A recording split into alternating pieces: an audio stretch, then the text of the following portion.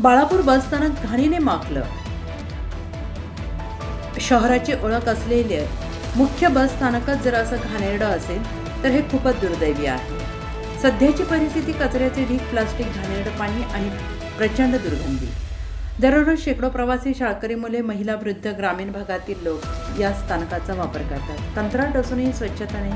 कंत्राटदार काम करत नाही. नगर परिषद दुर्लक्ष करत आहे. पावसाळ्यात धोका जास्त आहे. साचलेल्या पाण्यामुळे डास वाढत आहे. डेंग्यू, मलेरिया, चिकनगुनियासारखे आजार पसरण्याची भीती नागरिकांना वाटते आहे. विद्यार्थ्यांना, वृद्धांना सर्वात जास्त त्रास होतो आहे. बस स्थानक स्वच्छ नसेल तर प्रवाशांना पहिल्या भेटीतच शहराबद्दल वाईट मत तयार होतं. प्रशासनाने तातडीनं कंत्राटदारांवर कारवाई करून दररोज स्वच्छतेची व्यवस्था लावायला हवी. Akola reporter Ganesh Wadekar, bureau chief, Chanakya news, channel India.